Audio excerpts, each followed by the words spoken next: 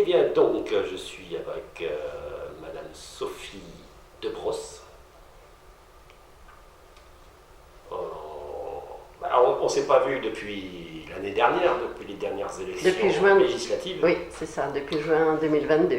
C'est l'année dernière. Donc première question, comment ça va depuis l'année dernière? Ça va très bien depuis l'année dernière. Voilà, comment allez-vous déjà? Première question. On se revoit depuis la première fois depuis un an. Je vais toujours très bien. Même quand ça va mal, heureusement, il y a le moral et ça fait beaucoup, toujours.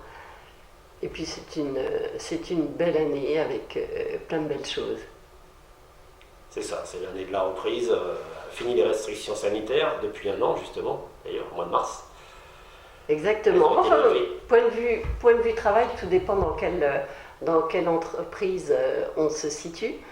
Mais en ce qui concerne l'exploitation touristique dans les Landes, c'était évidemment assez compliqué. Et en ce qui concerne la partie gestion de patrimoine, c'était beaucoup plus agréable parce que les personnes étant enfermées chez elles étaient ravies d'avoir des petits coups de fil, étaient ravies d'être ne fût-ce qu'en visio pour avoir des contacts humains et puis avaient du temps pour s'occuper de leurs propres affaires. Voilà. Donc vous étiez donc l'année dernière candidate aux législatives. Oui. Un an après, juste après, un mois après les présidentielles, ou 2 mois après, donc Jean Lassalle avait fait un bon score, surtout dans les Landes. Oui, un excellent bon score. Oui, oui. Pareil au régional. Après, donc aux législatives, vous étiez candidate sur cette deuxième circonscription, sur celle d'Axe.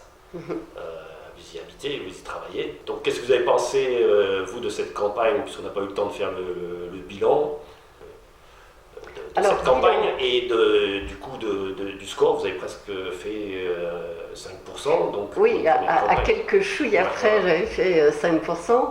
Donc évidemment, tous les candidats financent leur propre campagne. C'est toujours un peu décevant de ne pas pouvoir ne fût-ce qu'être remboursé des frais qu'on avance, parce qu'on donne énormément d'énergie pour défendre des idées auxquelles on est attaché.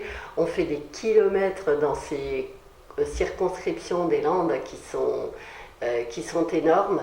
Mais ce qui était tout à fait merveilleux, c'était le contact avec les gens que j'ai pu rencontrer, très, très divers. Et ils m'ont parlé de tas de sujets qui les intéressaient. Donc ça, c'était magnifique. Et au point de vue politique, ce qui était aussi très agréable, c'est que la totalité du département était couverte par des représentants de résistants avec Jean Lassalle, et ce qui fait qu'on pouvait évidemment s'épauler, et même ce qui à mon avis ne se fait pas dans d'autres mouvements, épauler les uns ou les autres sur leur propre circonscription. Et quand Jean Lassalle s'est rendu dans les Landes, il a traversé avec nous trois, les 3 candidats, toutes les Landes, et on s'est arrêté à chaque endroit, et l'accueil à Dax était absolument magnifique. En réalité, j'avais prévu avec lui un parcours d'une demi-heure depuis la fontaine d'eau chaude jusqu'à la cathédrale, et on n'a pas pu décoller, vous le savez très bien puisque vous étiez là, on n'a pas pu décoller de la fontaine chaude parce que tout le monde voulait le voir, tout le monde voulait faire des selfies, et on a pu parler avec énormément de personnes, beaucoup de jeunes qui étaient là, des personnes de tous âges, et on sent beaucoup d'affection de la part de la population pour un mouvement qui porte des valeurs humaines très importantes. Et quand on voit le parcours de Jean Lassalle, qui n'a pas hésité à donner sa vie pour sauver des personnes de leur perte d'emploi, on se dit que c'est juste extraordinaire. Et puis cette rencontre, il y a plusieurs années, à travers toute la France des citoyens. Ça aussi, c'était sur 6000 km, vous vous rendez compte, un député qui fait ça, on ne l'avait jamais vu, et les télévisions du monde entier l'avaient salué, mais surtout les personnes dans tous les petits villages, dans les villes moyennes, dans les grandes villes, qui l'avaient vu, ont eu ce dialogue et ont été surpris par son écoute, qui lui permet d'ailleurs d'avoir un programme totalement cohérent et de plein bon sens. Et c'est ça qui m'avait tout à fait séduite dans la lecture de La France authentique, qui est son programme. Et c'est pour cela que je l'ai défendu. D'abord parce que quand on suscite une telle adhésion, on est porteur de valeurs sur l'union de la France. Et quand on voit une France aussi divisée, c'est à en désespérer. Or, il ne faut pas. Et si on peut voter pour des candidats résistants avec Jean Lassalle, on sait que chacun veut l'unité et appliquer des solutions de bon sens à tout problème, et que ces solutions, elles viennent des personnes qui expérimentent ces problèmes et qui savent déjà comment faire. Donc il suffirait de bien les écouter, de faire une synthèse pragmatique pour pouvoir le mettre en œuvre. Donc il faut toujours penser que c'est possible, et chaque voix compte. Il n'y a pas une plus petite voix qu'une autre dans une élection démocratique. Et il faut participer et se dire que soi-même, on est responsable de son avenir. Là, vous faisiez allusion à Jean Lassalle, son Tour de France, c'était le député En Marche. Et il avait en fait inventé ce terme En Marche bien avant qu'il soit repris par Emmanuel Macron, qui lui n'a pas trop marché finalement. C'était vraiment Jean Lassalle qui avait marché. Il avait créé le député En Marche en fait. Exactement, il a été à l'initiative tout à fait concrète de cette rencontre avec les Français, dont il a tenu compte. Et il y en a d'autres qui font le tour de leur bureau pour créer un mouvement qui s'appelle En Marche. Après, est-il l'expression de la volonté populaire? Ça, c'est une autre question. Est-ce que les choses sont décidées d'en haut ou plutôt d'en bas? Ça, c'est vous qui le savez, et c'est également les personnes qui m'entendent qui le savent. En tout cas, s'il y a des voix qui sont entendues, des voix de ce dont on ne parle jamais, eh bien, elles sont entendues par tous les acteurs de Résistons avec Jean Lassalle, ça c'est très clair. Ce mouvement Résistons, donc dans les Landes, il continue, ce mouvement. Bien sûr. Vous vous réunissez régulièrement, vous-même vous avez des préférences peut-être, ou des thèmes qui vous sont plus chers, ou que vous mettez aussi dans ce mouvement. C'est quoi vos thèmes à vous? C'est pas uniquement le livre de Jean Lassalle. Au niveau du territoire, vous ressentez aussi des choses dans le territoire. Ça, c'était le programme de la présidentielle, puisqu'on parle d'un bilan qui est post-présidentiel et législatif. C'est pour ça que je m'y réfère. Évidemment, dans les Landes, nous sommes toujours très solidaires dans les 3 circonscriptions.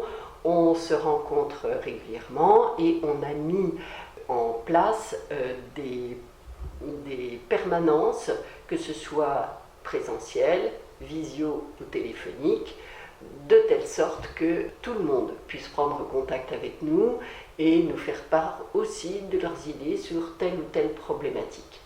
Donc, sur les 3 circonscriptions des Landes, les problématiques sont évidemment complémentaires, mais parfois plus prégnantes dans telle ou telle partie du département. C'est-à-dire que du côté de l'Atlantique, ce qui est prioritaire, c'est l'emploi, parce qu'on a du potentiel économique et il faut faire en sorte que les saisonniers soient au rendez-vous, que le personnel soit là et qu'on puisse ouvrir à tout moment quand on est en saison, sur la durée nécessaire pour que les commerçants, les hôteliers, les restaurateurs puissent faire leur chiffre d'affaires. Quand on remonte et qu'on est un tout petit peu plus loin de la côte, on a très vite les problématiques liées à l'agriculture. Il faut que tout cela fonctionne, que les agriculteurs soient rémunérés pour leur travail, justement, se rappeler qu'ils sont fort heureusement encore indépendants. Ce sont eux qui ont en main l'entretien du territoire. Ils s'occupent aussi de réguler les animaux sauvages en forêt, et ça c'est important pour que ça puisse se faire, d'ailleurs à titre bénévole. Voilà. Après, vous avez encore d'autres sujets qui sont plus généraux et qui s'accordent avec l'actualité du moment. En ce moment, on parle encore beaucoup des retraites. Juste avant, on a parlé énormément du prix de l'électricité et du pouvoir d'achat. En ce qui concerne les particuliers, une solution a été trouvée avec un bouclier tarifaire, mais en ce qui concerne les boulangers qui avaient manifesté à Paris, ça n'a pas été trouvé. Résistons avec Jean Lassalle a été en première ligne avec les boulangers pour les soutenir. On ne peut pas laisser des professions couler, et il n'y a pas que les boulangers, il y a énormément de sociétés qui travaillent avec beaucoup d'électricité et qui sont pénalisées, qui ne trouvent plus leur profit, et donc des sociétés qui ferment parce qu'on a fait augmenter les prix de l'électricité très fortement. On a rencontré aussi ce souci sur des communes qui ont des piscines à chauffer ou des bâtiments à entretenir. Et donc le coût de l'énergie est un problème. Enfin là, il y a eu quand même beaucoup de spéculation. Quand vous avez des tarifs qui sont multipliés par 3, 4, 10, mais précisément, on ne paye pas. Dans ces cas-là, on dit aux fournisseurs, attendez, on a un contrat, le tarif fait partie du contrat. Une modification du tarif à des proportions comme ça, il faut déférer ça devant un tribunal. Pourquoi les professionnels n'ont pas dit, moi je paye, ou les collectivités, je ne paye pas. Le tarif, là, il est sans commune mesure. Il est prohibitif. Donc, le tarif fait partie du contrat. Ça fait partie. On est bien d'accord. Quand ça crame comme ça d'un coup, vous dites, attendez, moi je ne vais pas payer ça. Et vous déférez ça devant un tribunal qui va décider à quel prix vous allez payer votre facture. C'est pas au fournisseur de spéculer, de suivre une spéculation, parce qu'à ce moment-là, tout le monde entérine cette hausse et la répercute sur les autres. Eh bien, exactement. Il y a un problème là. Ils auraient dû déférer ça et annuler ces hausses, tout simplement. Le tribunal peut annuler les hausses. On parle effectivement d'un gros problème, mais figurez-vous, les communes n'ont pas forcément des budgets illimités. Pareil, il ne fallait pas qu'elles payent. Les boulangers, c'est pareil, toutes les sociétés sont pareilles et ils ne peuvent pas se passer de cette électricité. Donc souvent, ils sont mis au pied du mur. Alors après, faire un procès ou refuser ces contrats, c'est pas évident. En tout cas, là, ce serait tout à fait intéressant que vous alliez faire un complément de reportage auprès d'eux pour savoir individuellement pourquoi ils ne sont pas allés jusqu'au procès. Mais quand on est à la tête d'une petite société et qu'on a tout à gérer, se lancer dans un procès dont... Non, c'est pas au consommateur de se lancer dans un procès. Le consommateur me dit, moi je ne paye pas ce tarif-là. C'est forcément le fournisseur qui va demander à être payé du prix qu'il demande. Mais comme ce prix est exorbitant, c'est un tribunal qui va dire à quel niveau la hausse va être appliquée. Ça ne sera pas x10. Ça sera pas x10. Ça sera. J'entends, mais quelqu'un doit bien lancer cette procédure. Donc, si c'est pas le petit commerçant ou les... S'il n'est pas payé, le fournisseur, il va vous mettre... il va chercher à récupérer cet argent-là, si vous voulez. J'entends bien, mais il est toujours aussi susceptible c'est ce que je ferais en particulier. Moi, quand ça montrait comme ça x10, je dirais, mais... Et si vous coupez l'électricité, qu'est-ce que vous faites? Ils ne peuvent pas couper l'électricité pour des motifs pareils. Là, si vous voulez, moi, je ne veux pas en mettre ma main à couper. Je ne peux pas répondre complètement sur ces sujets-là où je n'ai pas la réponse. Sinon, ça va faire, voilà. Enfin, il me semble que les collectivités n'auraient pas dû entériner ces hausses exorbitantes. Donc, oui, mais si, en fait, ils l'ont fait. L'actualité, vous m'aviez dit, on parle des retraites. Pour vous, les retraites, je ne sais pas si vous étiez dans les manifestations. Est-ce que vous faisiez partie des manifestations ou comment vous voyez, vous, ce conflit entre les syndicats et le gouvernement et comment il gère ça, en fait? Comment il a géré? Comment c'est encore en train de la situation il y a plusieurs parties prenantes, hein, comme vous le dites très justement. Donc il y a la partie du gouvernement qui a proposé ce qu'ils ont appelé une solution retraite, mais sans tenir compte de la précédente réforme qui était vraiment en bonne voie et qui était la retraite à points. Donc ça aurait pu les tirer d'épaisseur. Et ils ont voulu se bloquer sur une histoire d'âge de retraite avec des corollaires qui n'étaient pas forcément très justes vis-à-vis des femmes, vis-à-vis des carrières longues. Et donc tout ceci était à la fois compliqué et pas forcément juste. Donc, on comprend très bien qu'un projet qui est ainsi imposé soit très mal reçu. Ça, c'est la partie gouvernement. Après, vous avez le travail des députés. Je vous avoue avoir été tout à fait déçue de pas mal de députés qui ont plutôt été dans l'invective, qui ont été à mettre énormément d'amendements sur la table. Et ce qui fait que ce projet n'a pas été véritablement discuté puisqu'il fallait parler de la virgule ou autre et qu'on n'arrivait pas au cœur du sujet. Donc, s'il n'y a pas de débat parlementaire, en quoi le citoyen est-il véritablement défendu? Je pense qu'il y a là des torts partagés.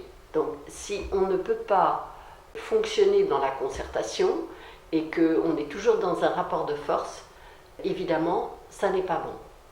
Donc, le gouvernement, avec une attitude péremptoire, a cristallisé les problèmes et le Parlement n'a pas un rôle tout à fait parfait dans cette affaire. Heureusement, après, le citoyen... Il a été contraint quand même. La procédure choisie doit être rectification de financement de la sécurité sociale avec 44... Mais précisément, 49, 3, 44, je 3, vous ai parlé...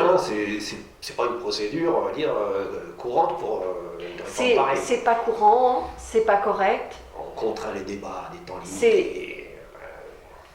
C'est constitutionnellement accepté. Mais c'est préciséement, et c'est ce que je vous disais en préambule, le fait que le gouvernement aille dans la rigidité, aille dans la verticalité, qui fait que les débats se rigidifient et qu'on n'arrive pas à se comprendre. Donc si on ne peut pas se comprendre, ça risque pas d'aller. Voilà. Le gouvernement dit qu'il n'y a que 3 solutions, et il ne faut pas qu'il y ait de déficit, donc il y a 3 solutions.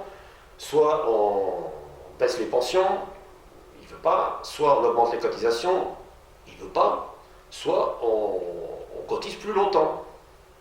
Oui. Voilà. Il y a 3 solutions pour lui. Donc il n'a pas laissé les partenaires sociaux décider de ce que la sécurité sociale, comment les partenaires décident, comment ils ont fait jusqu'à maintenant finalement. C'est ce que je vous dis. Depuis la Seconde Guerre mondiale, depuis l'après-guerre, ce qui a été mis en place, la sécurité sociale, c'était géré par les syndicats de patrons, les syndicats d'ouvriers, et c'est le gouvernement ne mettait pas son nez dans ces caisses-là. C'est exactement ça, c'est-à-dire que pour que ça fonctionne, il faut qu'il y ait dialogue. Donc, quand on veut avancer, il y a des choses qui sont essentielles dans la Constitution, on en arrive au tout début, hein. Si on lit uniquement l'article 1, on a une devise. Liberté, égalité, fraternité. Et c'est ça qui doit pouvoir tout guider. Le 49.3, c'est un moyen de passer en force. C'est très différent. Mais la liberté, c'est déjà la liberté de pouvoir choisir ce que l'on veut faire de sa vie. Vous avez des personnes qui ont envie de travailler longtemps, donc d'autres qui ont envie de travailler moins longtemps, et il faut qu'elles puissent le faire. Vous avez des gens qui travaillent très tard dans leur vie. D'où les régimes spéciaux, qui sont finalement des prises en compte des avancées sur la pénibilité, sur les carrières, sur plein de choses. Et c'est ça qu'on a supprimé finalement. On supprime quelques régimes spéciaux pour dire que... Mais la liberté... On sera tous égaux, mais ce ne sera pas le cas, ce ne sera jamais le cas. Alors, il y aura des gens qui auront les moyens de mettre de côté pour leur retraite et d'autres qui sont tellement ric-rac qu'ils ne mettront jamais de côté. Ils n'auront que la pension de base. Alors, le régime par répartition, c'est quelque chose auquel il faut tenir. C'est de base. Après, il faut tenir compte de la réalité que le baby-boom qui a permis de financer les retraites des générations précédentes s'est transformé en papy-boom. Et que donc, on ne peut pas faire supporter aux jeunes autant d'efforts. Et qu'il faut voir tout ceci dans une question de dialogue et de solidarité intergénérationnelle. Mais ce n'est pas uniquement démographique. Non. Vous avez des syndicats ou même des partis politiques qui vont vous dire, certes, la démographie a tendance à baisser, en tout cas en nombre d'enfants, d'accord, mais il y en a qui vous disent, pendant ce temps-là, on a des productivités, des créations de richesses qui ont explosé. Et donc, on peut largement prendre sur ces hausses de productivité qui sont très importantes pour répartir finalement. C'est exact. Il n'y a pas uniquement l'âge, la démographie, et c'est tout, à mon avis. Après. Oui, non, mais tout à fait. Je voulais simplement vous dire qu'il n'y a pas que l'aspect financier dans ce soutien intergénérationnel et que les uns et les autres, les personnes âgées comme les plus jeunes, doivent pouvoir s'épauler. Et donc là, on dépasse aussi le simple cadre de la discussion sur les retraites. Les personnes âgées doivent pouvoir retrouver aussi leur dignité au-delà de l'argent, parce que la valeur d'un être humain ne se mesure pas à l'aune de son potentiel économique ou de son pouvoir d'achat. Il s'agit simplement de redonner aux citoyens sa dignité et sa grandeur. C'est ça qui est important. Et donc une personne âgée doit pouvoir apporter à la société, elle a d'ailleurs l'autorisation de pouvoir travailler même en percevant sa retraite et de pouvoir aider les jeunes. Ça valorise les personnes. Il n'y a pas que l'argent dans la vie, c'est une chose importante, mais ça doit pouvoir se faire. C'est très financier comme réforme en fait. Eux, ils mettent en avant les finances. Ils ont peur qu'il y ait 15 milliards de déficit et c'est uniquement ça. Mais c'est exactement ce que je veux vous dire. Il n'y a pas que l'argent là-dedans. Et les jeunes, on leur dit oui, mais alors vous allez devoir cotiser et cotiser encore plus longtemps et ceci et cela. Un jeune aujourd'hui qui est aux études, il a déjà des difficultés parfois pour se loger, il a des difficultés pour avoir des revenus complémentaires, se nourrir, des choses aussi simples que ça.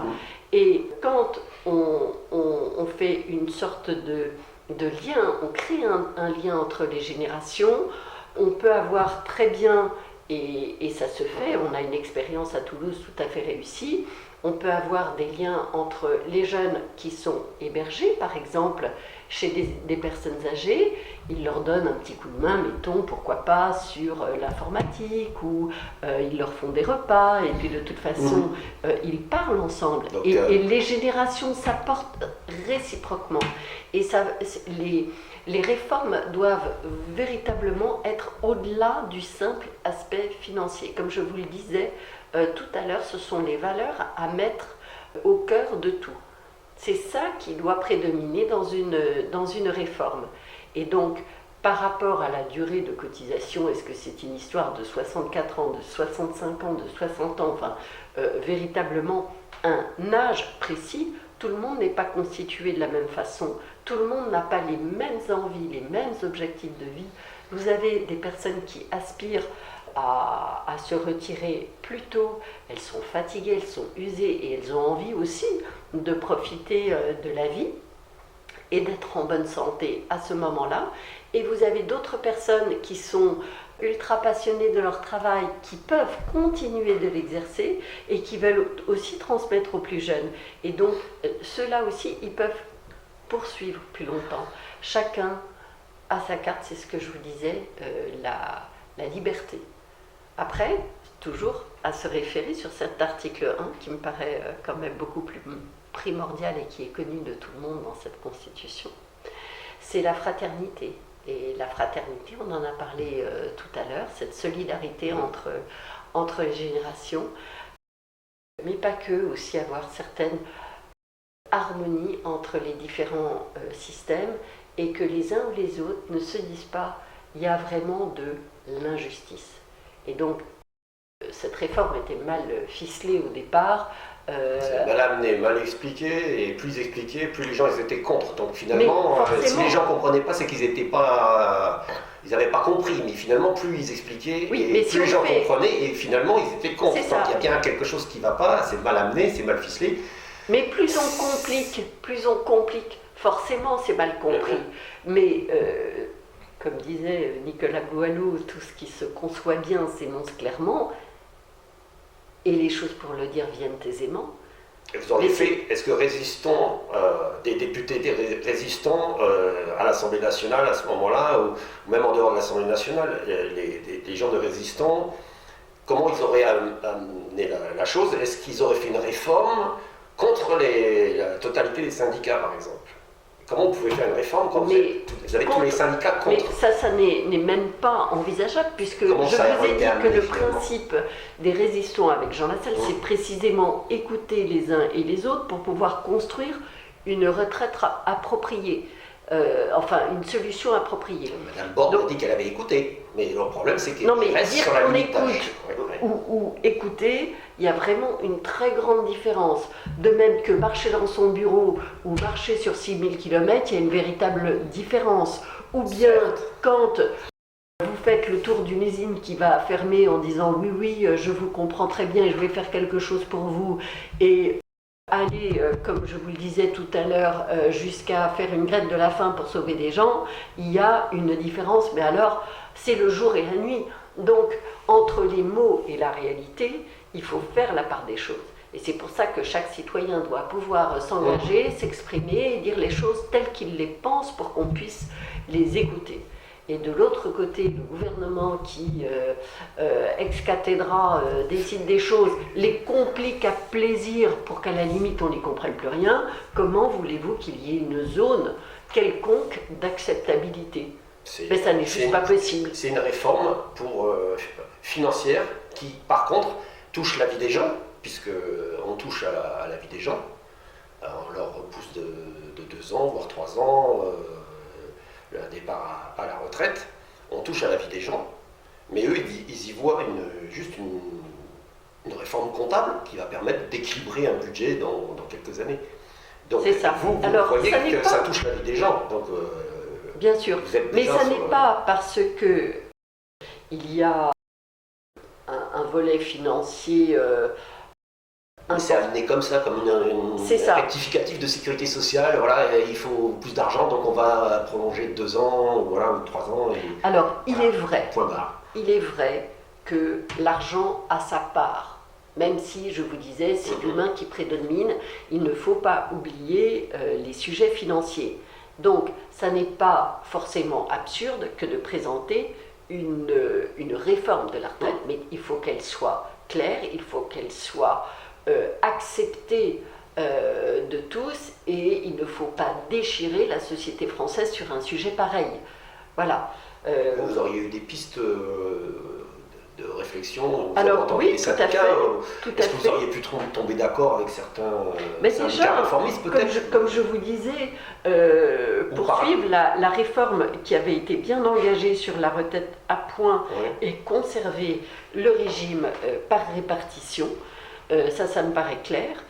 Et également que tout le monde, par point, c'est-à-dire que ce soit... C'est pas un nombre de trimestres? Alors, il y a une histoire évidemment de trimestre pour que dès le plus jeune âge, quand des jeunes commencent à travailler, ils ont 14-16 ans, on tienne compte de leur trimestre, mais que les choses... Leurs études, ça pourrait compter, parce que là, ça compte pas. Mais précisément, Alors, dit, quand on a des alternants, et j'aime bien parler des alternants parce que ce sont des jeunes qui sont impliqués dans leurs études et qui veulent tout de suite mettre les mains dans le cambouis, voir comment marchent les entreprises. Et là, quand je vous parlais que les personnes qui sont plus mûres, qui ont plus d'expérience, aident les plus jeunes, on est vraiment dans cet état d'esprit des personnes, alors c'est avec extension, des personnes à la retraite qui aident les étudiants, comme je vous avais expliqué. Donc ça me tient à cœur et il faudrait évidemment qu'on en tienne compte. Ils travaillent, oui ou non? Bien sûr qu'ils travaillent. On veut des ingénieurs, on veut des médecins, mais ces gens-là, ils finissent leurs études à 30 ans. Et après, on va leur dire, mais il faudra quand même cotiser 40 ans. Je vous ai parlé ça devient absurde, quoi. De fraternité et vous me l'enlevez de la bouche. Là, on est sur l'égalité, égalité de traitement pour tout le monde. Pourquoi est-ce qu'il y aurait autant de particularités et que les étudiants seraient exclus? C'est juste pas possible.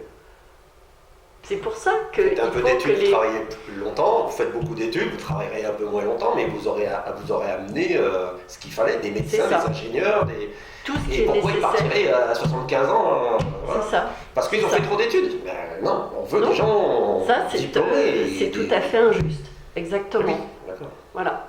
Okay. Alors, expliquer les choses simplement, c'est aussi pouvoir dire non pas qu'il y a des milliards de déficits, parce que c'est tellement abstrait. Surtout après, quoi qu'il en coûte, Covid pendant 2 ans, on nous a collé 1000 milliards de dettes. Donc c'est ça, et puis c'était pas un quoi qu'il en coûte, c'était un quoi qu'il vous en coûte, décidé. Ça serait reporté, d'où l'inflation aussi. Ça participe de l'inflation. Il faut bien payer à un moment donné. Donc, les dettes à long terme, c'est par ce genre de réforme vraiment au coup de marteau qu'on essaye de faire passer la note. Donc évidemment, ça ne marche pas non plus. Au bout d'un moment, il faut toujours payer, c'est toujours le même qui paye finalement. C'est le contribuable qui va avoir des taxes supplémentaires sur les carburants ou... Voilà. Oui, mais les taxes supplémentaires sur les carburants, les taxes supplémentaires sur la CSG, les taxes supplémentaires, on en parlait tout à l'heure. La retraite, vous n'auriez pas fait comme ça, vous auriez plutôt été, vous auriez voté la censure du gouvernement, vu les textes qu'il proposait, vu comment il s'y était pris, vous auriez voté la censure avec les autres groupes ou... J'aurais fait tel que je le fais de façon habituelle, j'aurais déjà parlé simplement. C'est-à-dire que tout le monde doit comprendre qu'on n'en est pas à milliards, tout le monde comprend une baguette de pain, le prix d'une baguette de pain, mais personne ne comprend ce que ça veut dire des milliards et des milliards. C'est pas possible. Donc, quand on parle à une personne âgée et qu'on sait, parce qu'elle vous le dit, qu'elle a envie, quand elle le peut, de laisser le plus possible à ses enfants ou à ses petits-enfants, lui transmettre soit un peu d'argent si elle a pu en mettre de côté, soit un métier, soit des valeurs, des choses qui lui sont chères. Il se soucie de la génération future. Il n'a pas envie non plus d'écraser la génération future et de se dire « Ah oui, moi je veux tant, je veux tant ». Évidemment, il lui faut tout le nécessaire pour vivre. Il y a même le minimum vieillesse qu'il faudrait aussi pouvoir augmenter pour les personnes qui en ont le plus besoin. Ça, c'est évident. Mais il n'y a pas que ça. Si vous lui dites, est-ce que vous pensez que vos enfants, vos petits-enfants, vos arrière-petits-enfants sont là pour régler votre propre retraite? Est-ce que ça, c'est tout à fait normal?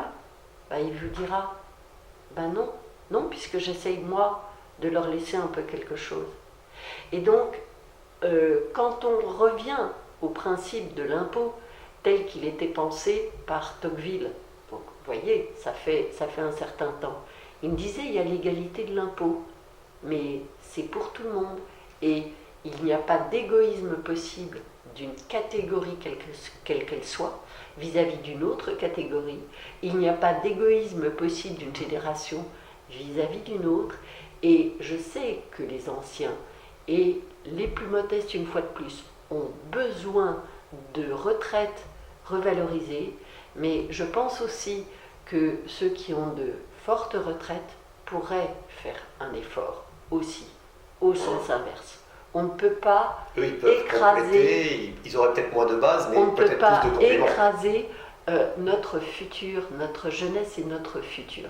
Et donc on doit tous penser à elle et ne pas vouloir non plus l'assaillir d'impôts, de difficultés et lui limiter son horizon. Voilà. L'horizon de la jeunesse, c'est l'horizon de la France, quand même. Voilà. Alors après, Bon. aujourd'hui, il existe quand même, pour les personnes qui travaillent, donc il ne faut pas non plus les démoraliser, des dispositifs qui permettent de préparer sa retraite. Donc il y a les plans d'épargne retraite pour ceux qui cotisent à titre individuel et qui peuvent limiter la pression fiscale quand ils payent beaucoup d'impôts pour préparer leur retraite ou acquérir leur résidence principale, puisqu'il y a eu une réforme sur ces sujets. On est passé du PERP, il y a une certaine époque, ça datait de Fillon au père, qui permet de sortir par anticipation quand on C'est via les veut. entreprises, ça ou... Alors non, là c'est individuel. Donc là, on est pour les personnes Comme les PEL, qui... vous ouvrez ça dans des banques ou... Alors, les PEL, c'est dans les banques, les PER, ça peut se faire probablement aussi dans les banques, mais les conseillers en gestion de patrimoine peuvent étudier bien la situation, puisqu'il y a sur le volet 4... Sans déplacement.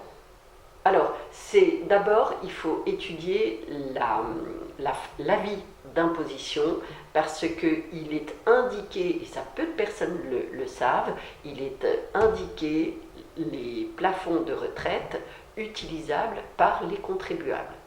Et si les personnes ne le savent pas, elles ont besoin d'explications, d'accompagnement, d'éducation financière pour savoir si, oui ou non, c'est intéressant dans leur cas de préparer leur retraite en utilisant les plafonds autorisés et prévus sur les avis d'imposition. Ça n'est pas toujours intéressant. C'est-à-dire que malheureusement, ceux qui payent le moins d'impôts ont moins d'intérêt à utiliser ce plan d'épargne retraite parce que ça dépend directement de la tranche marginale d'imposition. Alors, je ne veux pas être trop technique, sachez simplement que ce dispositif existe à titre individuel et il existe également pour les plans d'épargne retraite à titre collectif. Et là où je trouve que c'est intéressant, c'est déjà humainement, parce que les sociétés, je vous parlais tout à l'heure des difficultés d'embauche, de main-d'œuvre et de fidélisation des salariés, étant donné que c'est l'entreprise qui va pouvoir, pourquoi pas, abonder dans un plan d'épargne retraite en faveur des salariés, les salariés sont heureux de voir qu'ils sont bien entourés dans une entreprise, que le chef d'entreprise veille à leur avenir et à leur retraite, et donc à la fois ça les fidélise vis-à-vis de l'entreprise qui fait attention à eux et qui a une sorte de vision sociale de l'entreprise, et en plus ça prépare financièrement leur avenir. Donc il y a des possibilités pour les personnes qui travaillent d'avoir une perspective et des compléments qui leur seront utiles par la suite. Bon, on parlait impôts, on va revenir donc à impôts et collectivités, on va revenir sur le local, même le régional, mais l'État qui fait des déficits chaque année est en train de transférer aux régions et même aux départements de plus en plus de compétences. Il veut même cette LGV qui est portée par la région et qui entraîne des taxes supplémentaires sur les habitations qui va entraîner, c'est déjà en train d'être voté, ça a été voté dans la plan de budget, des taxes de séjour sur les taxes sur les taxes de séjour des communautés de communes. Et alors là, effectivement. Est-ce qu'on vous en parle aussi ça de la LGV parce que voilà, évidemment. Ça manifeste à Biriatou, ça manifeste Pays Basque, maintenant ils sont tous contre. Mais alors, il y a des collectivités qui ont versé, il y a des taxes qui vont venir, ça va beaucoup, ça fait un peu jaser quoi. On vous en parle ou pas, la LGV?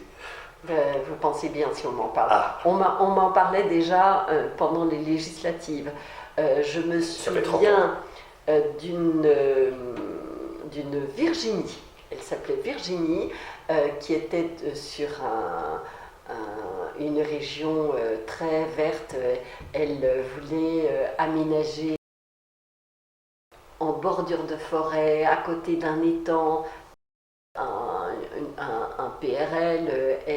Elle était pour la préservation de la nature, elle avait plein de choses à me dire à ce sujet, et elle me disait, bon, pour l'instant, on ne sait toujours pas quel va être le tracé définitif de cette LGV, et elle craignait que même ça puisse traverser des zones naturelles, au lieu de simplement... parce que là Il y a aussi, 6 000 hectares de forêt qui s'en vont. Hein, non, mais justement, artificialisation des sols. Artificialisation des sols et division de la forêt, c'est-à-dire que les animaux, si on leur réduit leur territoire et qu'on leur coupe leur passage sur une autre partie de la forêt, mais c'est juste dramatique. Or, un tracé qui collerait à celui de l'autoroute limiterait l'artificialisation des sols, limiterait l'abattage d'arbres et ferait en sorte aussi que la faune et la flore se sentent beaucoup mieux.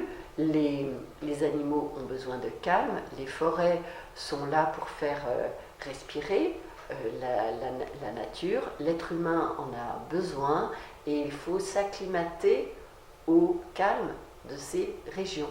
Vous avez aussi les opposants à l'interconnexion électrique qui disent attends, ça va passer dans les terres. Pourquoi est-ce que pourquoi ne pas relier le Blayais aussi à Bilbao en longeant l'autoroute finalement? Mais c'est exactement ce que je en viens de longeant vous dire. l'autoroute, parce que Longer l'autoroute, ça règle le problème, on évite le sous-marin, retourner dans les terres, Cap-Breton, toutes les communes, tout à fait ça. et on va faire passer, et on mettra des pistes cyclables par-dessus des câbles de 400 000 volts, enfin c'est... Je vous ça parle paraît aberrant, toujours de simplicité et d'écoute de la population. La population a tellement de bon sens que je ne comprends pas des personnes qui aient fait autant d'études On prend sur la prise de l'autoroute et puis voilà. soient susceptibles de pondre des choses aussi compliquées et tout à fait contre nature. C'est au deux sens du terme, hein. C'est à la fois pas logique et c'est contre la nature. Je crois qu'on parle beaucoup d'écologie, mais au plus haut niveau, on est incapable d'en tenir compte. Une nouvelle ligne LGV en plus des lignes existantes. Et on fait exactement le contraire. C'est une création d'une nouvelle ligne, il y a des lignes existantes. L'argent qui était même prévu pour rénover apparemment a été mis sur le budget de la LGV. C'est ce que j'ai appris tout à l'heure. Alors, il y a beaucoup de personnes à Dax qui ont compris que le TGV s'arrêterait à Dax. Il s'arrêtera à Saint-Jour. Mais pas tout le temps. Et c'est un TGV, il est là pour foncer. il est là pour foncer. Il est tout à fait possible que cela marginalise l'influence de Dax, puisqu'il faudrait à ce moment-là, si on utilisait une ligne ordinaire, plus de temps encore que l'on met aujourd'hui pour faire la jonction entre Paris et Dax. C'est tout de même assez paradoxal. Donc, comment ? J'ai pas compris le truc. Eh bien, si le train ne s'arrête pas à Dax, Oui. et qu'il s'arrête dans une autre gare, quand vous voulez aller à Dax directement, Oui. et si vous prenez une ligne qui s'arrête un petit peu partout pour précisément aller à Dax, vous mettrez plus de temps. Ah, il y aura beaucoup moins d'arrêts, ça c'est sûr. Exactement. Il y aura plus d'arrêts à Bordeaux et à Bayonne que sur Dax et Mont-de-Marsan. À Mont-de-Marsan, il n'y aura même pas un train sur trois qui va s'arrêter. Imposer une augmentation de 30-34% sur les taxes de séjour pour des personnes qui ne vont pas en profiter, c'est-à-dire que si on remonte jusqu'à cette partie du département... Mais vous allez avoir la part sur la taxe d'habitation qui va arriver aussi. C'est-à-dire qu'il y a toutes les habitations qui sont à moins de 100 km d'une gare vont être obligées de payer une surtaxe d'habitation. Voilà, donc ça va amener beaucoup de vacanciers, ça va amener beaucoup de populations très différentes de la région, mais à part cette partie économique de l'afflux de personnes extérieures, ça va aussi poser d'autres problèmes pour les locaux, pas simplement les taxes qui augmentent, mais aussi les logements qui risquent d'augmenter si vous avez un afflux supplémentaire de personnes. On a vu la TGV jusqu'à Bordeaux, la ligne grande vitesse est allée jusqu'à Bordeaux. C'est devenu déjà difficile pour beaucoup de personnes les Parisiens qui achètent Bordeaux. Ouais. Voilà, donc les maisons... Ils achèteront dans les Landes, ils rachèteront tout, puisqu'ils seront, à 3h30. Côté Biarritz, ça avait déjà beaucoup augmenté, entre Saint-Vincent-de-Tyrosse et Dax, ça n'arrête pas de monter non plus. Le rattrapage ne sera pas aussi flagrant, mais les prix au mètre vont flamber. Alors, ça n'est pas, là une fois de plus, qu'une question d'argent. Il y a aussi les questions d'assainissement, il y a aussi le fait que vous risquez de provoquer plus d'inondations si vous artificialisez trop les sols. Il y a plein de choses comme ça qui vont présenter des difficultés. C'est les associations, je crois que c'est sur la Benne justement qui sortent ça, parce que vous avez des quartiers entiers, à force d'être artificialisés, les marais ne sont plus des marais, ou alors c'est le lotissement qui devient sous l'eau, quoi. Voilà. Exactement. Donc avec la fédération de la chasse du département, j'avais été à la fois dans les forêts, mais aussi dans les marais cet été, et c'était incroyable, il y avait pratiquement plus d'eau, donc les insectes, les poissons, enfin tout ce qui vit, on voit bien que la biodiversité est tout à fait attaquée là-dedans. Vous voyez d'autres sujets sur d'actualité, de priorité ou des messages Des messages. Toujours garder espoir, toujours être unis et toujours se dire que si on se prend en main, si on fait les choses, eh bien on est toujours debout pour faire fructifier nos valeurs. Et ça, c'est primordial pour nous et nos générations futures que nous avons à préserver. On est bien de finir là-dessus, c'est pas mal. Oui.